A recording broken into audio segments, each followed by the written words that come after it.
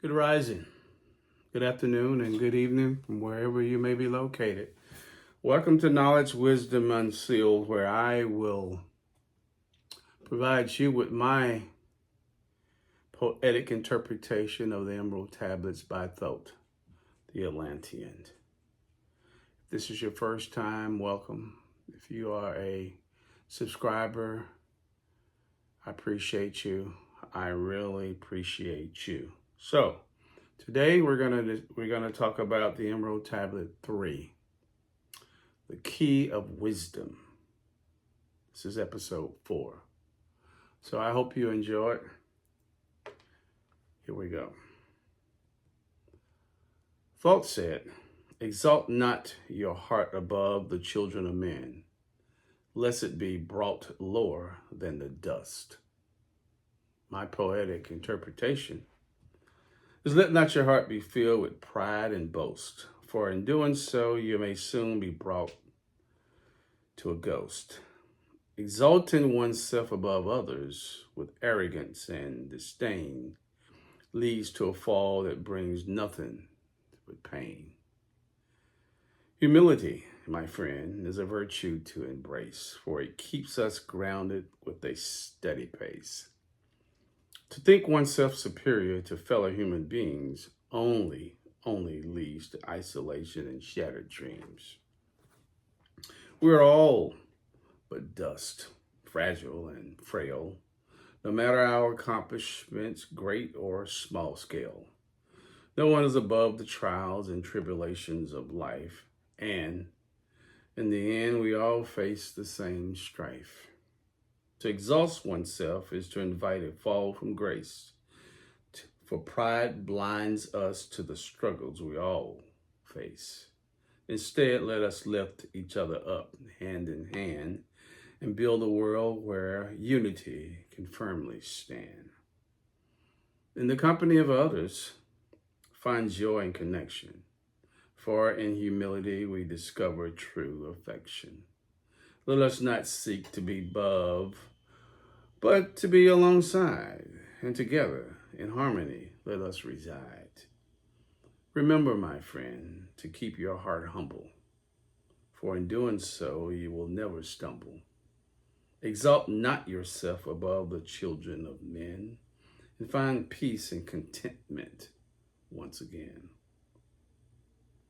The great Thoth said, "If thou be great among men, be honored for knowledge and gentleness." My poetic interpretation: if you aspire to greatness among your fellow men, seek honor not through power, but through wisdom and gentleness, my friend. For knowledge is a treasure that shines bright, and gentleness is a virtue that brings delight. To be great is not to dominate and control, but to inspire and uplift with a gentle soul. Acquire knowledge, for it is a light that guides, and let gentleness be the foundation on which you stride. In the pursuit of greatness, let humility be your guide, for true wisdom comes from setting aside pride. Share your knowledge with kindness and care, and let your gentleness be the cloak that you wear. Be a beacon of wisdom in a world that often strays, and let your gentleness touch hearts in myriad ways.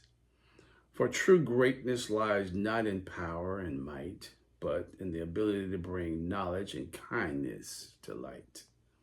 If you seek to be great among men, be honored for knowledge and gentleness, my friend. Let your actions speak louder than words can tell, and may your wisdom and gentleness always excel. The great Thoth said, "If thou seek to know the nature of a friend, ask not his companion, but pass a time alone with him." My poetic interpretation: if you desire to truly know the nature of a friend, do not rely on the words of others, but spend time with them, my friend. For it is in the company of a person that you shall see the true essence of their character, transparent and free. Do not inquire of their companions or acquaintances, for they may paint a picture tainted by biases. Instead, seek to experience their presence firsthand and observe how they act, how they speak, and understand. In spending time together, you shall witness their true self, their virtues, their flaws, and all that they embody and dwell. Observe their actions, for actions speak louder than words, and through their deeds, the true nature of a friend unfurls. Do they show kindness and compassion to others they meet? Or do they act selfishly, seeking only personal gain and feat?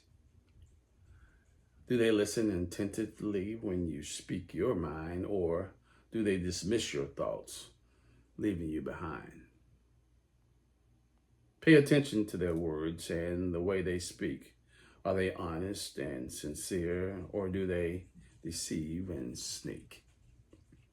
Do they uplift and encourage, or bring others down? For the company we keep can shape our own renown. If you seek to know the nature of a friend, spend time with them, my friend, and comprehend.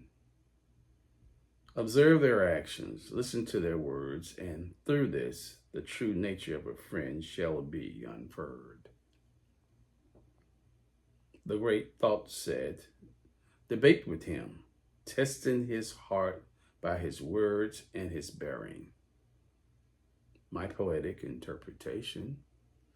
Engage in debate, my friend, and test his heart. Through his words and bearing you shall impart. For in the heat of discussion, true colors may show, revealing the depths of his knowledge and the virtue he bestows.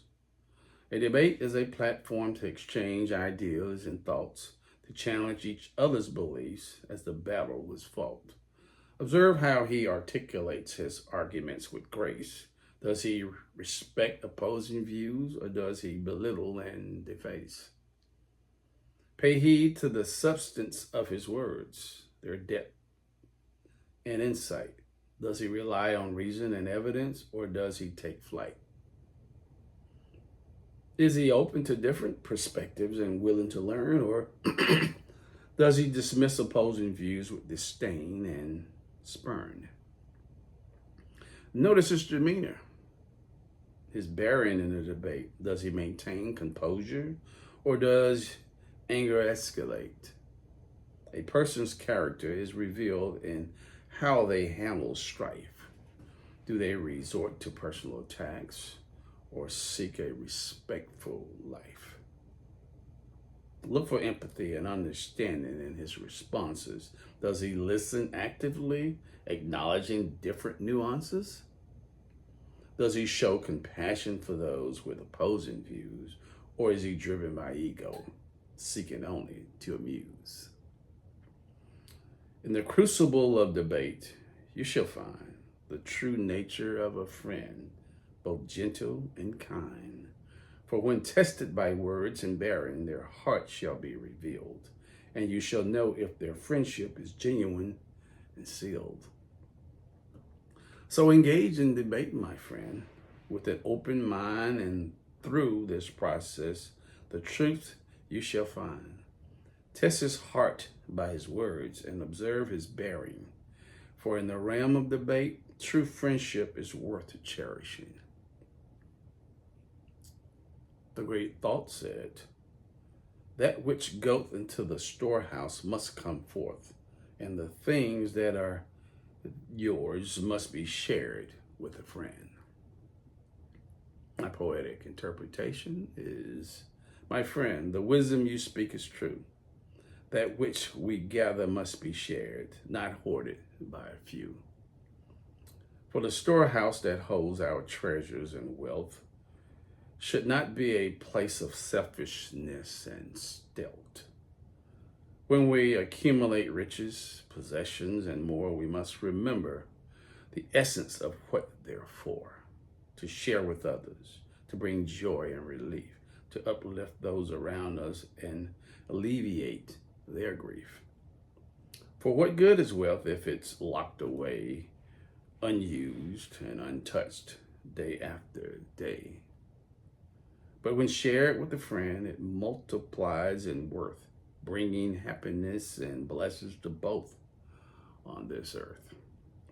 A true friend is not measured by what they possess, but by their willingness to share, to give, and to bless. They understand the value of friendship and connection and embrace the joy of mutual affection. Let us remember as we gather and store that our blessings are meant to be shared and more, to enrich the lives of those we hold dear and create a world where love and abundance appear. May we never be blinded by greed and selfish desire, but be guided by compassion and a heart that's on fire. My friend, let us share with open hands, for in doing so, our friendship expands. Let the storehouse be a symbol of generosity and care, and the things that are thine with a friend be shared. For true wealth lies not in what we amass, but in the love and support we give as time will pass. The great thought said, knowledge is regarded by the fool as ignorance, and the things that are profitable are to him hurtful. He liveth in death. It is therefore his food. My poetic interpretation. In the eyes of a fool, knowledge is seen as ignorance, a lack of awareness, a burden, a hindrance. He fails to recognize the value it holds and instead embraces ignorance and darkness unfolds. To him, what is profitable appears as hurtful. He shies away from growth, from anything fruitful. He chooses to dwell in a state of stagnation, unaware that it leads to his own degradation. He lives in death, trapped in a cycle of ignorance, unwilling to learn, to question, to advance. His mind remains closed, unwilling to explore, missing out on the wonders that knowledge has in store. But to the wise, knowledge is a feast, nurturing the mind, expanding horizons, never to cease. They understand its power, its ability to ignite, to bring forth wisdom, understanding, and insight. For the wise know that knowledge is life, an elixir that banishes ignorance and strife. It opens doors, brings opportunities untold, and leads to a future that is bright and bold. Let us not be fools who shun knowledge's embrace, but seek it eagerly with an open mind and grace.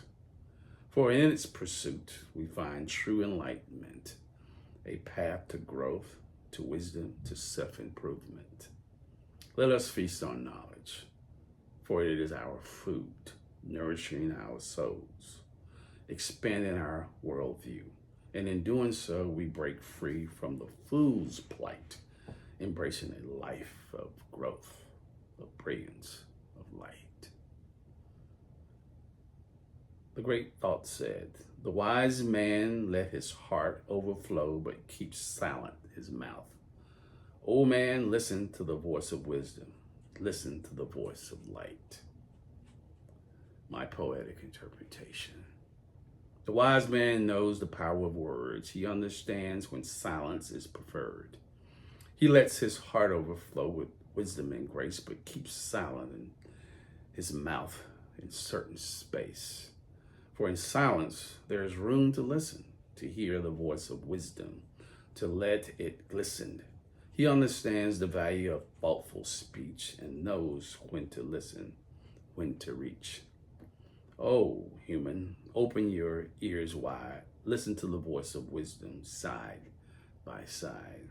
In the noise of the world, let clarity be found. In the voice of light, let truth astound. For wisdom speaks in whispers and in sighs, in the gentle breeze, in the starry skies. It resonates within, deep in the soul, guiding and illuminating, making us whole. Heed the call, O human, with an open heart. Let wisdom guide you, its lessons impart. Listen to the voice of light, so pure and clear, and let its wisdom banish darkness and fear. In silence, find the answers you seek. In stillness, let wisdom speak. Embrace the power of listening, of being still, and let the voice of wisdom guide your will. For in the quiet moments, profound and serene, the voice of wisdom is heard, its message keen. Let your heart overflow with its divine grace, and keep silent your mouth in wisdom's embrace. I hope you enjoy. And until next time, peace, love,